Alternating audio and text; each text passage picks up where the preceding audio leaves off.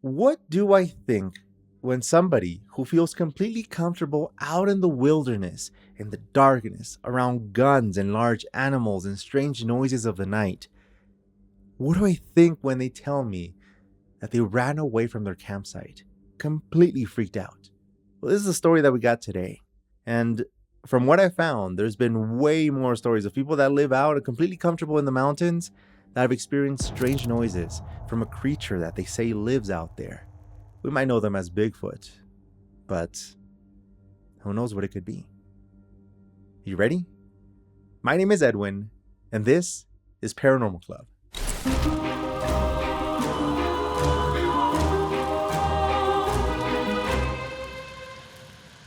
Alright, this is a very creepy story. This one comes in from Reed. Here we go. I had a very strange night back in 2008 while I was living and working in Dayton, Washington. I planned a hunting scouting trip in the Blue Mountains in August for the upcoming archery elk hunt. I got out of town later than I wanted and drove up to the general location I was interested in. Normally, I would drive around and see where all the roads ended, and also the stuff that's gated in the area as part of the trip to determine access. But since I had a late start, I decided to just park where a logging road kicked off and hike across the adjacent draw, looking for signs as I went. My plan was to scout for tracks and signs and find a good overwatch area to camp at and catch a view of the animals at last light and first light the next morning. I was only staying one night, and it was August, so I had already decided it would be a dry camp. No fire. As I hiked down the embankment of one side of the draw and backed up the other, I was quite surprised on how little animal signs I found, but also shocked by how dense and snaggled the undergrowth was in the Blue Mountains.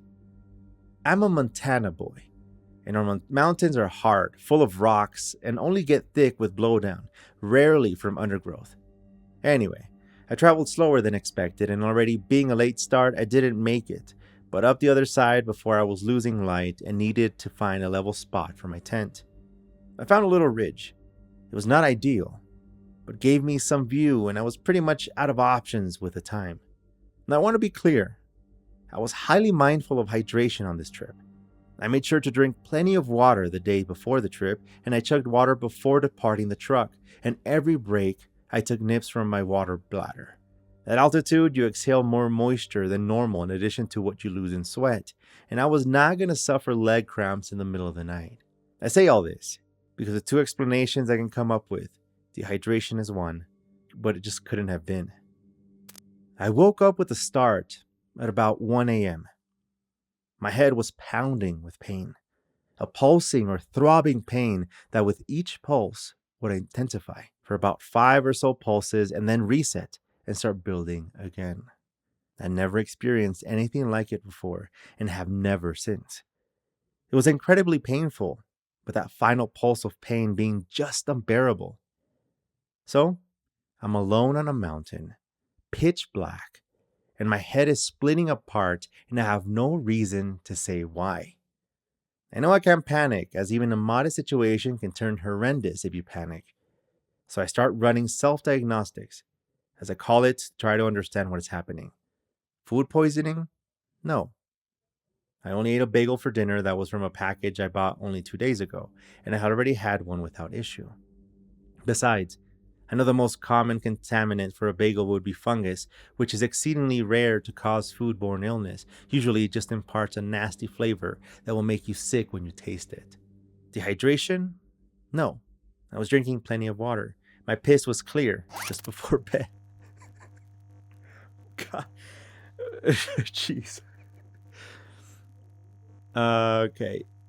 Reed, it's pretty cool that your piss was clear. That's what we should all be doing. Pissing clear. Is your piss clear? Better be. Drink some water. I feel shortness of breath in addition to the headache. The only other thing I could think of was oxygen. Altitude sickness? But I was only at 5,500 feet.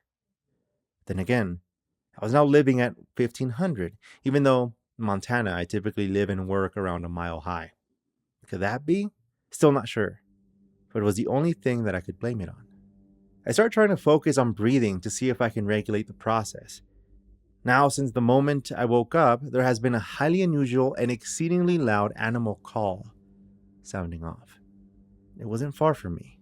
It's a very distinct whooping call that is patterning in a 3 or 4 set repetition. I was too preoccupied with my condition to pay it much mind while I tried to diagnose my problem, but there was an unnerving quality to this call.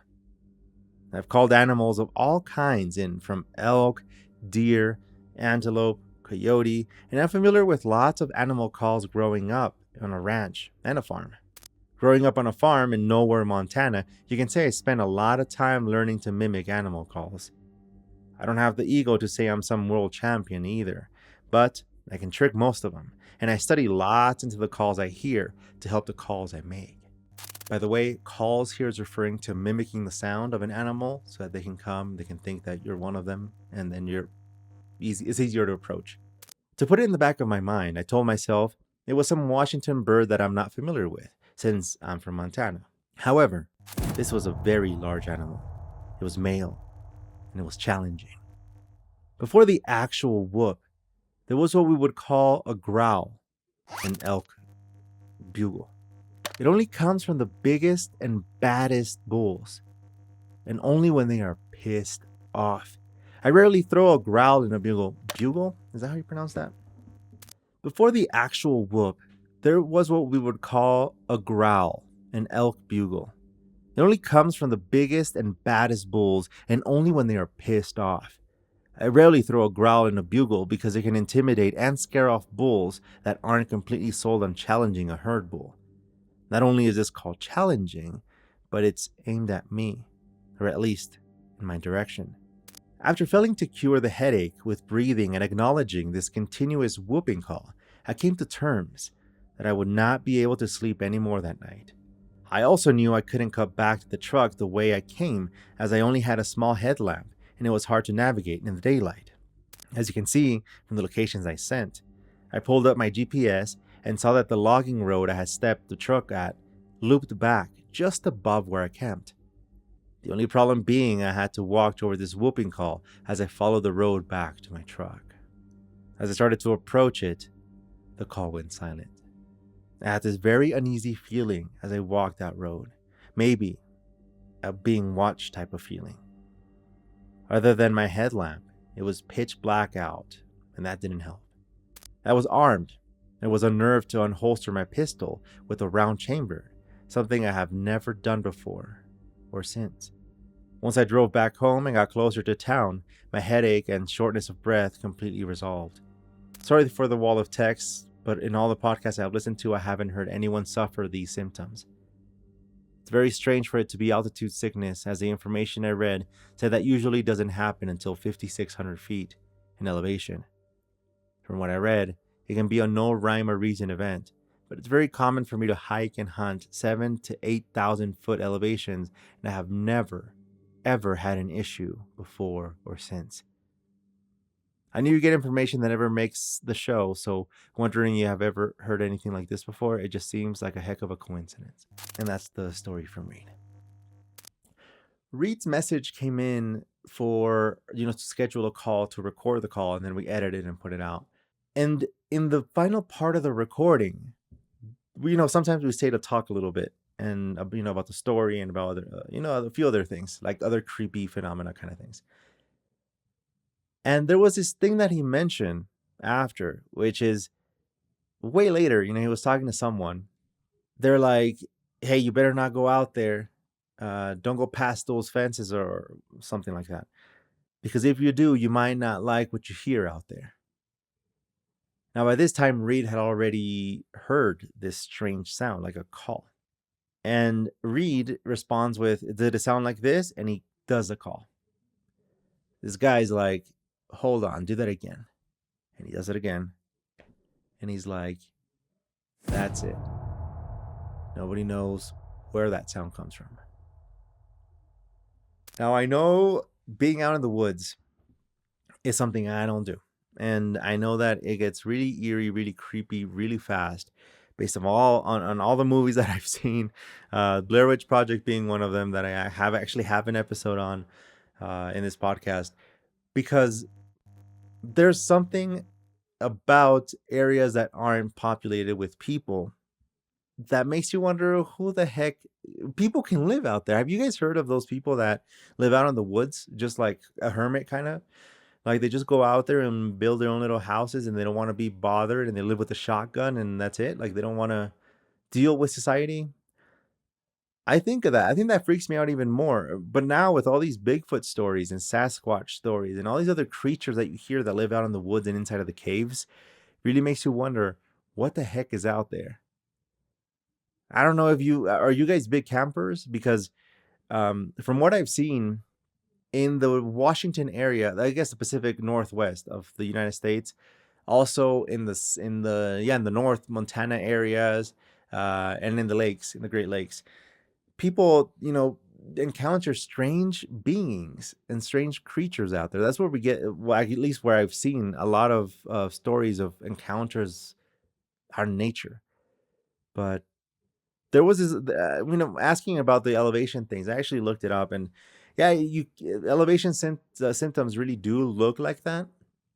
Headache, for me at least. I spent some time in Cusco. I'm sure I mentioned in some podcasts before, but I spent a lot in Cusco in Peru, in South America. And when I first got there, I remember the pounding headache.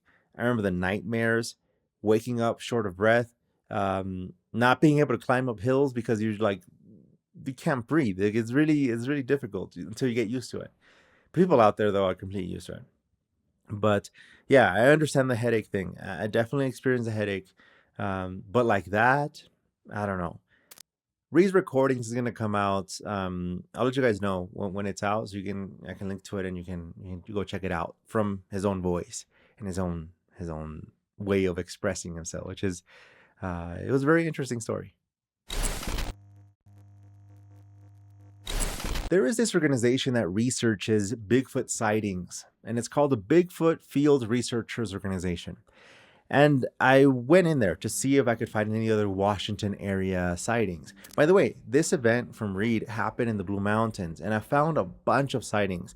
All of these posts on forums and of strange creatures and calls, things that you can hear, strange noises from a creature that's out there. Reed actually gave me coordinates, like GPS coordinates of where he was, where the truck was, where the campsite was. And it's like in the middle of it feels like it's in the middle of nowhere. So I don't know how people do that, go stay out there, especially alone at night. I don't know. But anyway, I did find this one case. It's one of those cases you really got to think about because it has a witness account, a strong witness account that got classified as like a B, received a B classification from this organization. And there is also an actual scientific research document that was opened up. And they found something that you probably wouldn't believe. Like, actually, it was an imprint of like a butt. A butt and legs, and maybe like somebody, like a creature sitting down or slipping and falling. It was like that. Let's start off with the first one, right? So this is between 1997 and 2003. The place this is in Snohomish, Washington, near Cathcart Hill. Now, around the area, from what I found in the report, west side of where this witness lived, they had been clearing out some of the forest. Basically, what used to be this really dark, really creepy, obviously a Pacific Northwest Washington kind of forest, got slowly demolished, like taken down. So they were going to make a new development in the area. Obviously, this has a lot of implications, a lot of issues that come up with animals and the hippies and the whole. I mean, obviously, we're supposed to like preserve this stuff, right? Nature. We're destroying the stuff that gives us oxygen. I don't understand the logic, but what they were saying is that all the animals were moving, like they were being displaced. And this will kind of help explain these strange events that happen, right? So this anonymous witness starts explaining everything in a lot of detail, right? They would start hearing sounds in the middle of the night. They would frequently hear many calls echoing from the woods. They even suspected it was a Bigfoot kind of thing, but they didn't know what it sounded like. So they just kept, keeping an ear out for it. And one night, while they were outside smoking, this noise came from nearby, and it sounded like this huge animal, kind of like imagine, they say, an elephant walking through a bunch of wildberry bushes. Basically, these really thick bushes that bears don't even go through them because they're just rough to get through.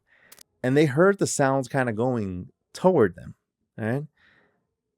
Imagine that, right? A huge animal, you can kind of hear. Imagine the weight of that, like the magnitude of these sounds. So you could imagine that it's this huge animal coming toward you, right? Another thing was that one evening, this other friend, like this friend that was with the witness, was met with this horrifying shriek from the same thicket of bushes. The sound was this blood-curdling scream. It sent him scrambling back inside, completely freaked out. Whatever was out there was capable of producing these really, really realistic sounds. Now, one of the creepiest things from this report was from a rope. And it wasn't like a noose or anything, right? I think a noose would have been less scary than this. Now, what they found was this rope out there made of leashes, telephone cord, like scrapping together a rope. It was tied to a tree, and it was leading into a hole that they had in the roof. Now, it sounds like a problem to have a hole in your roof, obviously. But imagine having a rope trying to make it over your house. Well, I guess the hole. Okay, here I see it in the report here. There was a hole in the roof that would let the light shine through. So a skylight kind of thing, I'm assuming. But the friend was convinced that somebody had tried to get in. And they said they mentioned it. No, they actually said that they mentioned it in town. And someone else said that they also experienced a similar thing. So if it is a strange creature out there, it has a capacity to make rope and try to get somewhere, right? Like try to sneak into your house. Imagine that, sleeping, and then out of nowhere, from the inside, from inside your house, you get this thing coming in. I don't know. That's bizarre. Anyway, so then there's this night. They call it the night of the encounter, right? They're driving down. There's two people. One person, the witness with a friend. And they're heading north on Snohomish Avenue. Now, as they round this familiar bend, right around the road, a place where there's a dark swamp on one side and a quiet horse pasture on the other, the headlights catch something in the darkness, which they call eye shine. You have to be out there from the woods to really be able to spot eye shine, even though it's kind of obvious when you think about it. The light reflects from a thing's eyes. When it says, when I came around the bend and saw eye shine, I slowed to a crawl so to not hit what it was. So they're inching closer and closer slowly. The mind is racing to identify what this animal is. Now, at first glance, they think it might be a pony because there's a pasture right there, right? There's a horse pasture. They're like, oh, how cute, pony. But it started moving across the road. And then you realize that the form of it is all messed up. It was on all fours, but its proportions were weird, unnatural. As it started crawling, they started noticing that it looked kind of like, what do you call those really lazy animals that are always sleeping? Like, what are they called? A sloth? I guess that was kind of like a sloth. It turned its face. It looked like its back end was taller than the front. It was like a weird, yeah, this is where it says, it reminded me of a sloth. And they said that when they really thought about it, they kind of described it more viscerally as looking like a caveman / animal. Now, the color of it Now, you in your mind, you might have been seeing it as brown or a black kind of color, but really, it was a light color, like gray or maybe white. You weren't expecting that, were you? I wasn't either. The creature looked right in the eyes, like looked them right in the eyes, and there was only like 15 feet away, like it wasn't even that far. And then it slipped into the night, vanished, completely disappeared. Now, stunned, they pull the car a little bit forward. They roll down the window. Again, these people, man, that when you live out there, you're like, I wonder what it is, and they investigate. But they as soon as they roll down the window, they start realizing that this thing stinks, like it smells like sulfur. It was combined with like skunk and like just really nasty, nasty smell. And they were freaking out, obviously, from the whole thing. Now, rolling down the window is a mistake, man. One time I remember I was driving with my dad and I was a little kid. And I was like, oh man, it smells really bad. And I was going to roll down the window. And my dad's like, no. And I was like, why not? It turns out there were skunks nearby. I didn't even know those things existed. But man, I filled the car up with like the stinkiest of smells. Dang. Anyway, so they started processing, what did we see? And they think of different things. Like one of them is like, hey, this might be a giant sloth. So let's look up sloth varieties, like sloth creatures. Maybe they live in Washington. But it's like, this thing was on all fours, what kind of walking in a weird way. But the friend was convinced that this thing was Bigfoot. So what would you think? What do you think that was? Bigfoot? Like, would you be the friend that thinks it's Bigfoot, or the friend who's more like logical, like, hey, let's chat GPT this thing? Actually, back then there was not even, I guess Google wasn't even that popular. What am I saying? No, I wasn't. No, I wasn't. I think I would be the friend that would try to disprove that it wasn't Bigfoot or something like that. Like I would try to be like the skeptical one, just to play like devil's advocate here. I think I would do that. But then they started finding out more about Bigfoot, watching TV shows about it and everything. And then they're like, you know what? I think that's the only thing it could have been. It was Bigfoot. So they wrote out the report, they sent it in, and then the investigators followed up, and they classified it as the B classification. I don't know what that means, but I guess they were like unsure with some of the descriptions that they saw, because the color didn't make any sense, the color of the creature. I mean, logically speaking here, it might have been some weird animal, a deformed animal, an injured animal. You don't know. You're out in the middle of nowhere. There might be animals out there that aren't that common, or you might have never seen. I don't know. The classification, it says right here, it was due to the undetermined nature of the animal in Washington. So we can take these events, right? These witnesses telling us stories about what they've experienced as an account from them. Their minds might have played a trick on them, or they might have seen something like that, and we're just trying to be here ignoring everything and acting like they need to prove the existence of Bigfoot, instead of us just being like, oh, what if there is something out there? But there was a group of scientists that actually investigated something, and probably one of the most compelling pieces of evidence of the existence of Bigfoot. Here's what happened, right?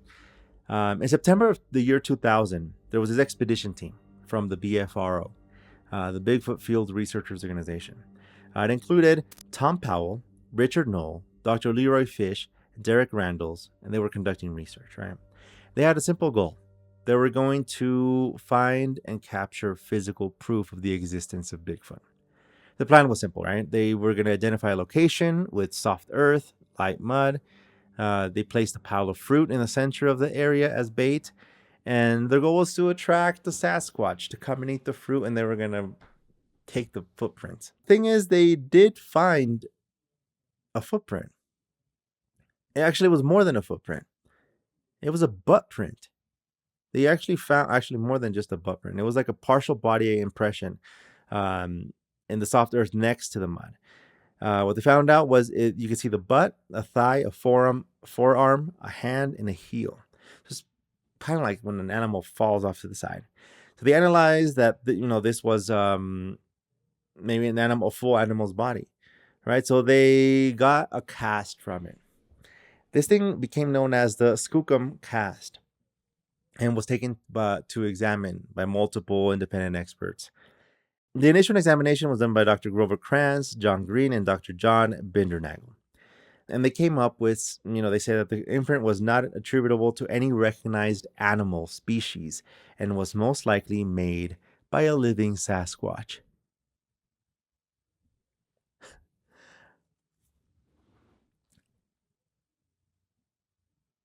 I don't even know what to think of that because of all the paranormal stuff that happened. We normally focus a lot on spirits and ghosts and demons and things like that. Sasquatch is a whole other thing for me because this thing can actually exist and this thing can actually be real living out there somewhere. And we're just denying it. We're just like, eh. But you have all these people that say that, yeah, they've heard it, they've seen them, they talk about their encounters. I've actually spent a lot of time listening to encounters out in the woods and Bigfoot, Sasquatch. I mean, the proof, the witnesses have very little sometimes to gain from sharing such, for making something up, right? So I think of that and I'm like, oh man. Here we have some doctors talking about that. So it just makes it a little weird, right? You have actual scientists saying that, yeah, this is an actual living Sasquatch, proof of it. Then they investigated again, right? This was Dr. Jeff Meldrum, Dr. George Schaller, Dr. Esteban Sarmiento, and Dr. Darius Swindler. And they examined it again, and this examination confirmed the initial conclusion. And they did some specific analysis of the heel area. This was by Dr. Darius Swindler. And he was a former skeptic. He stated unequivocally that the heel print belonged to a giant unknown primate. Now, I think this last one by Dr. Swindler was the most significant note because he was a skeptic. Like, he came in trying to disprove everything that they found. Now, there was a thing that made it. Here's the thing about the heel, right? Like, why would they say that, right? The heel impression that was captured in the Skookum Cast was much larger than a human heel, yet its underlying structure is definitively primate. They have their own ways of figuring this out, right? And the detail in the impression suggests a specific motion. It appears a creature dug its right foot into the soft soil to get leverage while reaching for the fruit. The action created a deep, clear impression of the heel that extended some distance up the back of the leg, providing a three-dimensional view of its anatomy that is difficult to dismiss. Now, these are two little things, right, that they come up with to use as proof as existence for the existence of the Sasquatch. But there was also another thing that they found in there, and that was a hair. Literally one hair. They found like normal animal hair, bear, deer, things that you would expect out there in the woods. But also there was one little strand in there that was also known. Actually, that was not known. It was not cataloged. So it was an unknown primate. Imagine that. Actual doctors talking about this stuff just really makes it like, do you want more proof? I don't know. Do you want pictures? That's going to get more difficult with AI and videos. And you're going to see that. You're going to be like, oh, it's just AI. Skeptics win. Jeez. So now when you look at, what happened with the first sighting, with the bizarre rope and the strange sounds, you hear about this. And then we hear Reed's experience with the call. And there's thousands of other accounts out there about the existence of Sasquatch. Really makes you wonder, is there something living out there that we are not aware of? And can we keep denying all of these accounts that keep coming forward? Like all these accounts that we keep hearing from people who come forward and tell us, hey, you know what? I saw this thing and I freaked out and I ran away. I peed myself. I almost pooped myself as I was running back. Why would they do that, right? Like, why would they make that up? Is it they want to be famous? Like, is that what they want? Because I don't see a lot of people who get famous off of that, except for those people who do a lot of those conferences, who might sell books and stuff. But a lot of these people, a lot of these accounts aren't like that. Like, they're generally people just talking about what they experienced, and they say, hey, if you want to believe me, believe me. And then other people say, hey, I thought I was going crazy. This is what I heard too. And they understand bear calls and elk and all these other animals, right? So it really makes you wonder. But what do you think? Is there something else out there that's living in the woods, in the caves, in the darkness, in between the trees that we don't know? So let's go back to some of the comments that we got from or a couple episodes ago on the episode on the wax figure who turned out to be a dead man. The story of Elmer McCurdy. Is that his name? Jeez, that would suck if I forgot his name. This one, Mroxney Bruzek says, nice to see you here on Paranormal Club. Thanks a lot for the comment. Here we go. It says, depending on where the fingers were broken, most probably at the joints, if someone did not know that the bone on the inside of the joint looks like, it might have been omitted and repaired with fake wax nails. The comment here is about me asking, because there was this wax figure who was actually an actual corpse, and some of the tips of the fingers and the ears were breaking off. And my question was, wouldn't people know that?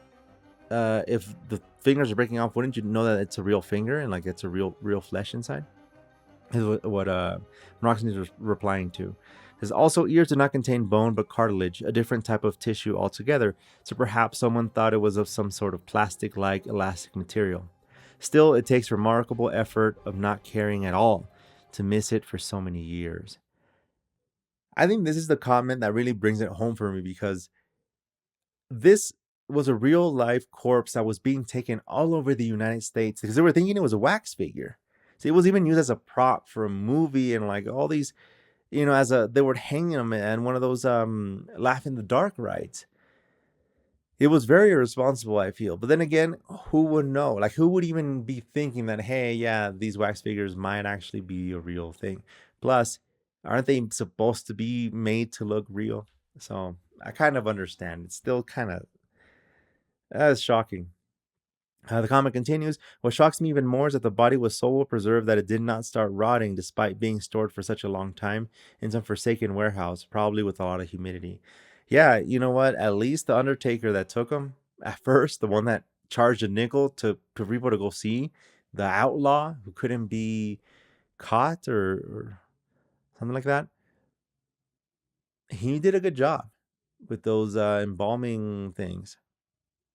Now we find those things really toxic, right? Something like that. That's why they don't use. That's why they don't use that anymore. And then another comment here from that one says, Edwin, I recently watched the horror movie Encantat on Netflix, and I really like the idea of an entity that the more you know about, the more it affects you. I love to see a story on your other podcast, Scary Story Podcast, on that. The story of an entity that the more you learn about it, the more it affects you. Now that's a good idea. I like that. Queenie Gal, thank you so much for that. Ben Dezel says, go back to my last comment on the silhouette. Remember, clearly it was very dark. I know for certain someone was watching me. Till this day, my wife said it wasn't her. She explained something to me that was unusual. By the way, this comment is about this experience that Ben Dezel had. Say they were in the room. They happened to see the wife walk by or peek out from the door, something like that. Turns out the wife was not there. It was not the wife. The comment continues. She explained something to me that was unusual. She said her grandmother had said that when you sleep your body, your spirit rises and roams around, and it's why you shouldn't wake anyone from their sleep. It's chilling to think, but I know what I saw. Imagine that. Sleeping and you see, you know what? Well, what's really creepy, even I think I did this short story about this once, is you're sleeping, your wife is next to you, she reaches out to hug you, and she's like really cold, and then your wife comes in, and you turn around, there's no one there. I got chills. Okay. Goodness, I don't know what's so creepy about that scene. That is just like, okay. Anyway, Miles the Bomb says, okay, the last story is like, how do some people uh, will have their loved ones embalmed and have a funeral party with the bodies. Different cultures have their ways of celebrating life and death. And I'm sorry, but that would freak me out. And you know what? Yeah, it's a little strange how normal it is for us to see a person's body.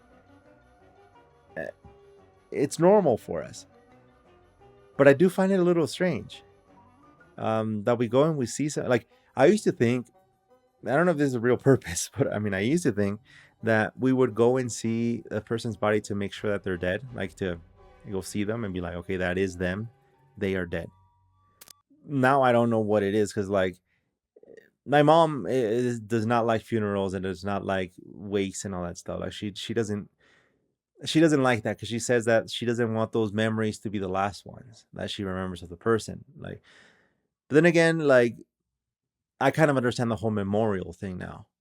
You know, I feel like the event that really brings people together to and it's just for one person that passed away. It really makes it something special, but it's a little odd when other cultures that do completely different things for the dead and how they take care of the dead. To hear about that, it is a little strange. I mean, we have to think of it both ways, right? Like, we think some other countries have some weird ways of dealing with the dead, but they might think the same for us. So here's why we got to watch out for what we think and our biases and stuff. Biases? I don't know how you say that. But Murdoch says, fun fact about him, one of the creators of He-Man said he saw his body in the funhouse, and the way his face looked like inspired Skeletor. What? I gotta look this up. This is really cool. Wow.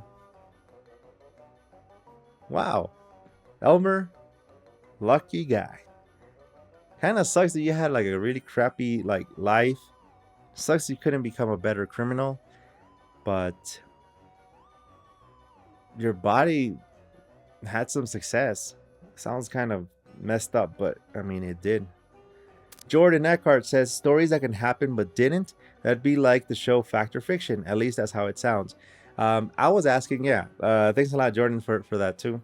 I was asking if you would be interested in hearing fiction stories, like stories that, but fiction, I mean, like, it's not like, oh, there was a monster that stuck his hand, the hand started floating above me, and it grabbed my ear, and it took me up to the ceiling, and I woke up and I plunked onto my bed. Right? Not like that. Think of a story that, like, I was at home, heard a strange sound, went to see what it was, kind of heard some clicking. I immediately ran to make sure that my mom's dolls were still there. Like, it could happen, you know what I mean? Like, it's like one of those stories that it's there's no monsters or vampires or things like that, but there's that real factor to it. That's what I mean by like stories that could happen but didn't happen. Creepypastas.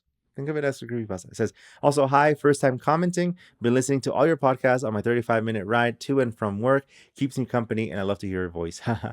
Thanks a lot, Jordan. And yeah, you know what? I hope some people have been saying that they fall asleep to the voice. I hope you don't fall asleep while you're driving, if you're listening, because some people are like, I don't know.